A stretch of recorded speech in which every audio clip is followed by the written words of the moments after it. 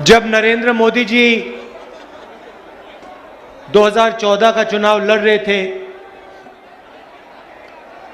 जब वो 2019 का चुनाव लड़ रहे थे, तो उन्होंने एक नारा दिया था, आपको याद होगा, कांग्रेस मुक्त भारत। याद है आपको? याद है ना? ये कांग्रेस जो है, ये एक संगठन नहीं है, ये एक राजनीतिक दल नहीं है, ये एक सोचने का और जीने का तरीका है। एक तरफ आरएसएस और बीजेपी और दूसरी तरफ कांग्रेस पार्टी, ये दो सोचने और जीने के तरीके हैं। बीजेपी और आरएसएस नफरत की बाजार, कांग्रेस मोहब्बत की दुकान, उसी नफरत की बाजार में। तो नरेंद्र मोदी जी अपने संगठन को समझ लिए, नफरत, हिंसा और डर जो आरएसएस और बीजेपी के लोग फैलाते हैं, उसको नरेंद्र मोदी जी समझ गए, मगर कांग्रेस पार्टी को, कांग्रेस की सोच को, कांग्रेस की विचारधारा को नरेंद्र मोदी नहीं समझ पाए, क्योंकि इस देश से मोहब्बत को कोई भी नहीं मिटा सकता। ये हजारों साल से कोशिश कर रहे हैं। भाइयों और बहनों, ये लड़ाई नई नहीं है। ये मत सोचिए कि कांग्रेस पार्टी और बीजेपी के बीच में लड़ाई चल रही है ना, ये इस धरती पर हजारों सालों से यही लड़ाई चल रही है। वो नफरत फैलाते हैं, हम मोहब्बत फैलाते हैं। वो हिंसा करते हैं, वो हिंसा फैलाते हैं, हम अहिंसा फैलाते हैं। वो डरते हैं, हम नहीं डरते हैं। ये फर्क है। अब देखिए, जब भी हमारी सरकार होती है, हम डर को मिटाने की कोशिश करते हैं। नहीं नहीं नहीं नहीं, नफरत की झोपड़ी में आग नहीं लगाई। हम आग लगाने का काम कभी नहीं कर सकते हैं। हां, नफरत, भाई, नफरत मोहब्बत से ही कटती है। आप देखो, आप देखो, आप देखो, मजे की बात मैं आपको सुनाता हूं। नरेंद्र मोदी जी ने हजारों करोड़, सुनो सुनो, देखो, मैं तपस्या और मोहब्बत की बात आपको समझा देता हूं, बता देता हूं, और आप सब इसको समझोगे। नरेंद्र मोदी जी ने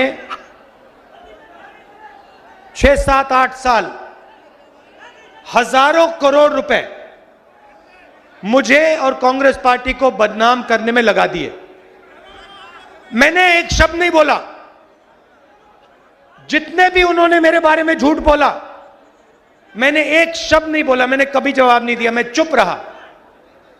आपने देखा होगा, मेरे बारे में जो भी कहते थे, मैंने कभी नहीं कहा, मैंने अपने आप को बचाने की कभी कोशिश नहीं की। मैंने कभी नहीं कहा ये गलत बोल रहे हैं मेरे बारे में। आप देख लो, मीडिया देख लो, 8 साल मैंने एक शब्द नहीं बोला। और फिर एक महीने में इनके हजारों करोड़ रुपए को जला दिया मैंने। क्यों? क्योंकि पूरे देश को दिखा कि इस व्यक्ति के दिल में, इस देश के लिए, इस तिरंगे के लिए, किसानों के लिए, मजदूरों के लिए सिर्फ मोहब्बत है और कुछ है ही नहीं। उन्होंने पहले कहा कि ये यात्रा 2-3 दिन चलेगी। हम कन्याकुमारी से निकले, मैंने कहा, प्रेस के मित्रों कहा, मगर ये मित्रों का काम नहीं करते हमारे साथ।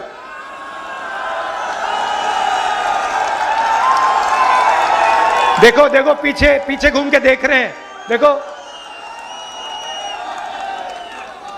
घबराइए मत, घबराइए मत, क्योंकि ये पूरी की पूरी भीड़ जानती है कि आपकी गलती नहीं है। आप पर लगाम बांधी हुई है, आप बंधे हुए हो। आपकी गलती नहीं, हम समझते हैं, आपकी मजबूरी है। आपको बच्चों को खाना खिलाना है, आपको तनख्वाह लेनी है, आपको भी जीना है, तो हम आपके खिलाफ नहीं हैं। मगर थोड़ा सा टीवी पे यात्रा भी दिखा दिया करो। अच्छा, 24 घंटे नहीं, 24 आवर्स न्यूज नहीं, 2-3 मिनट तो दिखा दिया करो। हिंदुस्तान की जनता क्या कह रही है, थोड़ा दिखा दो। आप 24 घंटा अंबानी जी और अदानी जी की बात रखते हो, जनता की भी रख दो 2 मिनट।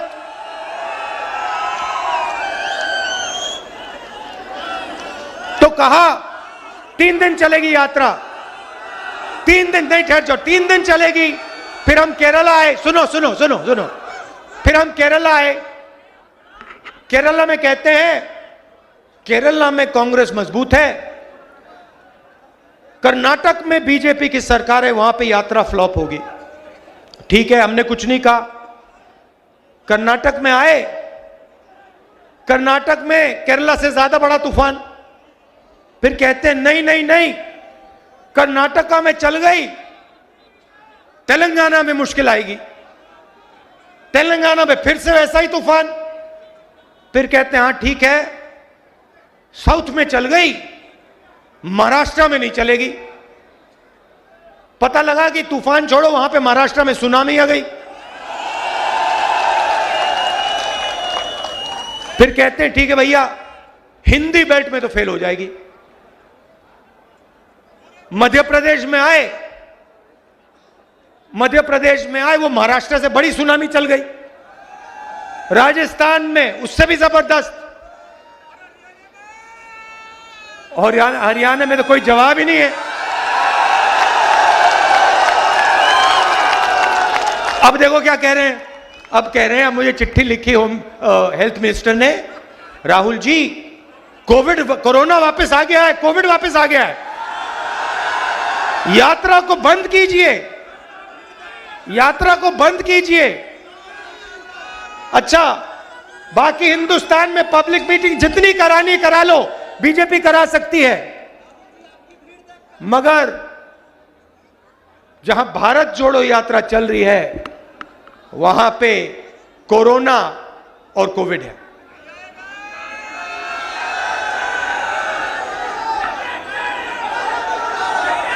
ये देखिए, ये कांग्रेस पार्टी की, हुड्डा जी ने कहा आने वाला समय कांग्रेस पार्टी का है। मैं उसको थोड़ा बदलना चाहता हूं। ये जो कांग्रेस पार्टी है, ये आपका औजार है, ये आपका हथियार है। किसका? किसानों का, मजदूरों का, छोटे व्यापारियों का, युवाओं का, ये उनका हथियार है। तो आने वाला समय कांग्रेस पार्टी का नहीं होगा, आने वाला समय हरियाणा की जनता का, किसान का, मजदूर का होगा। जरूर कांग्रेस पार्टी आपके साथ खड़ी होगी, मगर समय कांग्रेस पार्टी का नहीं, आपका होगा। 3000 किलोमीटर भाइयों और बहनों में चला हूं, बारिश में, गर्मी में, सर्दी में, हजारों लोगों से बात की है, किसानों से, मजदूरों से, युवाओं से। युवाओं से पूछता हूं, क्या पढ़ा तुमने? कहते हैं इंजीनियरिंग की, कोई कहता है डॉक्टर बनना चाहता हूं, कोई कहता है मैंने आईएएस की तैयारी की। फिर मैं पूछता हूं इंजीनियर बनना था, अब क्या कर रहे हो? कहते हैं पकोड़े तल रहे हैं, पकोड़े तल रहे हैं, मिर्ची के पकोड़े, प्याज के पकोड़े। उबर गाड़ी चला रहे हैं, मजदूरी कर रहे हैं, और जो मजदूरी उबर नहीं चला रहे हैं, मजदूरी नहीं कर रहे हैं, वो कहते हैं हम तो बेरोजगार हैं।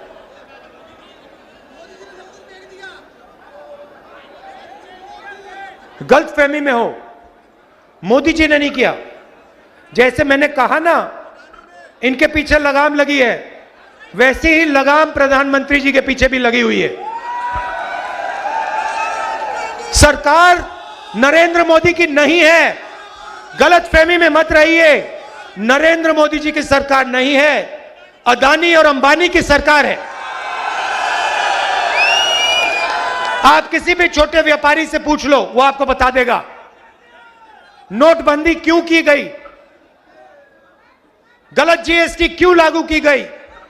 छोटे व्यापारियों को, स्मॉल और मीडियम बिजनेस चलाने वालों को खत्म करने के लिए नोटबंदी और जीएसटी लागू की गई। और यहां पे आपको फरीदाबाद में सबसे बेहतर मालूम है, क्या सपना देखा था आपने, क्या सपना देखा था मैन्युफैक्चरिंग सेंटर का, चाइना के साथ कंपटीशन का सपना आपने देखा, सारा का सारा बर्बाद हो गया, खत्म हो गया। यह आपकी सच्चाई है।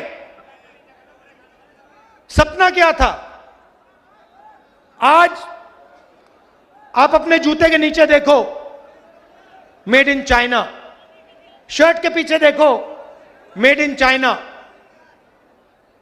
सपना यह था जब चाइना का कोई युवा बीजिंग की दुकान में जाके शर्ट खरीदे, उसके पीछे लिखा हो मेड इन फरीदाबाद।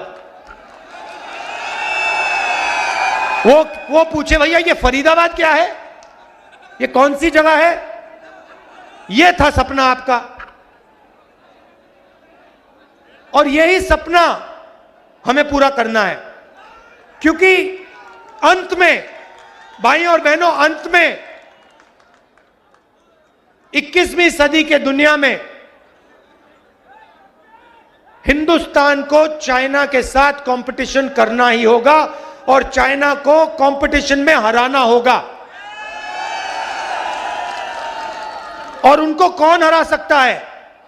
उनको हिंदुस्तान के 2-3 अरबपति नहीं हरा सकते हैं। उनको हिंदुस्तान का किसान, हिंदुस्तान का छोटा व्यापारी, हिंदुस्तान का युवा, हिंदुस्तान के स्मॉल और मीडियम बिजनेस चलाने वाले लोग कंपटीशन में हरा सकते हैं, पटक सकते हैं। आजकल बीजेपी आरएसएस ने क्या किया? हिंदुस्तान को बांटने का काम किया, पूरे हिंदुस्तान में नफरत फैला दी। चलने से पहले मैंने सोचा था, कन्याकुमारी से शुरू करने से पहले मैंने सोचा था पूरे देश में नफरत है। मैं घबराया हुआ था, मगर कन्याकुमारी से जब निकला, मुझे एक बात पता लगी, नफरत नहीं है इस देश में, सिर्फ मोहब्बत है। नफरत सिर्फ मीडिया वाले दिखाते हैं। मैं बता रहा हूं, सिर्फ मीडिया वाले अपने टेलीविजन पे 24 घंटा नफरत फैलाते हैं। कहते हैं भैया देखो, इसने उसको मार दिया, उसने इसको मार दिया, ये उस धर्म का है, यहां जला दिया, यहां पीट दिया, यहां काट दिया। हिंदुस्तान में ये नहीं हो रहा है। चुने हुए लोग, चुने हुए लोग नफरत फैला रहे हैं, मगर हिंदुस्तान का आम नागरिक, हिंदुस्तान का आम किसान, हिंदुस्तान का युवा मोहब्बत की बात कर रहा है, एक साथ चलने की बात कर रहा है, हाथ मिलाकर आगे बढ़ने की बात कर रहा है। यात्रा को देखिए, 3000 किलोमीटर चले हैं। यह छोटा सा हिंदुस्तान है, नदी जैसा है, इसमें हर धर्म के लोग हैं। आपने टीवी पे नहीं देखा होगा मगर इंटरनेट पे देखा होगा, इसमें हिंदू, मुस्लिम, सिख, ईसाई सारे के सारे चल रहे हैं, हर जात के लोग चल रहे हैं, इसमें अमीर लोग चल रहे हैं, गरीब लोग चल रहे हैं, किसान, मजदूर, हर भाषा बोलने के लोग चल रहे हैं। और आपको इस यात्रा में नफरत नहीं दिखाई देगी। आप पूछिए इस यात्रा में, आप पूछिए किसी से पूछिए, क्या इस यात्रा में आपसे आपका धर्म पूछा गया? क्या इस यात्रा में आपकी जात पूछी गई? क्या आपको धमकी दी गई? क्या आपको मारा गया? नहीं, सिर्फ मोहब्बत और इज्जत। और इस यात्रा में कोई गिरता है, अगर इस यात्रा में कोई गिरता है, भीड़ में गिर जाते हैं लोग, तो एकदम सारे के सारे लोग बिना पूछे एकदम उस व्यक्ति को उठा लेते हैं। हमारे पीसीसी प्रेसिडेंट से आप पूछ लीजिए, कल ये गिरे, मैंने देखा जैसे ही ये गिरे 5 लोगों ने इनको उठा दिया। किसी ने ये नहीं पूछा भैया तुम्हारा धर्म क्या है, तुम्हारी जात क्या है, तुम अमीर हो या गरीब हो, स्त्री हो या पुरुष, नहीं, एकदम उठा लिया। तो यही है हिंदुस्तान। ये यात्रा के अंदर हिंदुस्तान है, मोहब्बत है। और ये यात्रा कन्याकुमारी से श्रीनगर तक, ये तिरंगा दिखाओ, इसको जरा घुमाओ, थोड़ा फहराओ इसको, इसको हम जाके श्रीनगर में लहराएंगे।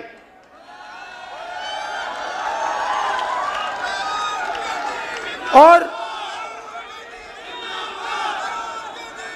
ये यात्रा बेरोजगारी के खिलाफ है, महंगाई के खिलाफ है, डर के खिलाफ है और नफरत के खिलाफ है। पिछले सालों में आप इनकी सब पॉलिसीज देख लीजिए, यूपीए की पॉलिसीज देखिए। मैं आपसे पूछता हूं, मनरेगा ने डर मिटाया? डर मिटाया मनरेगा ने मजदूरों के दिल में? जब हमने किसानों की कर्जा माफी की, डर मिटाया? जब जमीन अधिग्रहण बिल लाए, डर मिटाया? मिटाया? नोटबंदी ने डर मिटाया? गलत जीएसटी ने डर मिटाया? कोविड के समय इन्होंने जो किया उससे डर मिटा? जब किसान को बीमा नहीं मिलता डर मिटता है? ये तो इनकी सारी की सारी पॉलिसीज, बेरोजगारी से डर मिटा? इनकी सारी की सारी पॉलिसीज डर फैलाने की पॉलिसीज है। ये चाहते हैं कि किसान, मजदूर, युवा, सबके दिल में डर हो, क्योंकि वो उस डर को नफरत में बदलते हैं। अगर इस देश में डर नहीं है तो इस देश में नफरत नहीं हो सकती। आप सोचो, आपके दिल में नफरत कब पैदा होती है? जब आपको डर लगता है। जब आपको डर नहीं लगता तो नफरत नहीं पैदा हो सकती है। और यही आरएसएस के लोग करते हैं, ये डर फैलाते हैं और फिर उस डर को नफरत में बदलते हैं। हम कहते हैं डरो मत, और हम मोहब्बत फैलाते हैं। हम एक हिंदुस्तानी को दूसरे हिंदुस्तानी से गले लगाते हैं, ये हमारा काम है।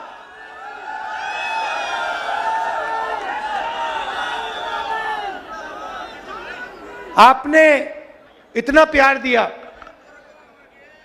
देखिए आसान काम नहीं है।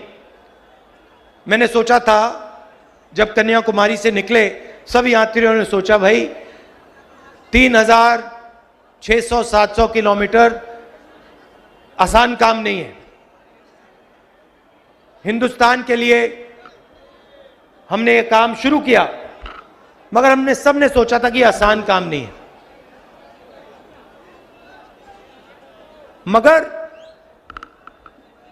10 दिन में अजीब सी बात होनी शुरू हो गई।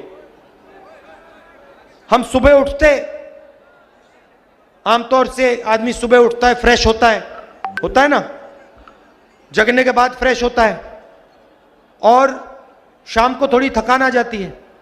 सही बात। अजीब सी बात यह थी कि हम 5 बजे उठे, 7-8 घंटे चले और शाम को कोई थकान नहीं।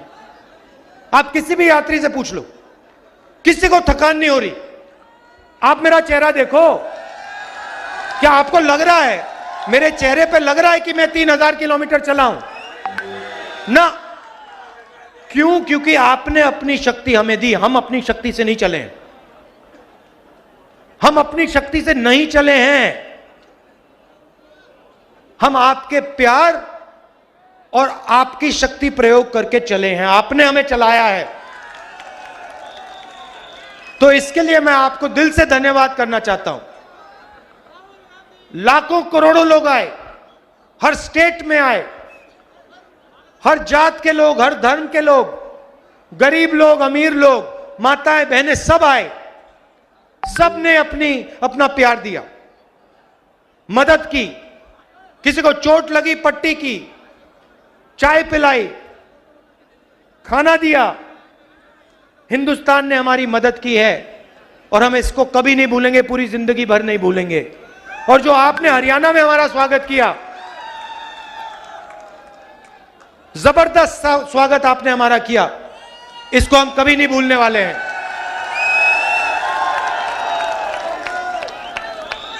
तो आप अब कल सुबह हम दिल्ली में जाएंगे, मगर कुछ ही दिन बाद हम फिर से हरियाणा में आएंगे और आपके साथ 6-7 दिन चलेंगे।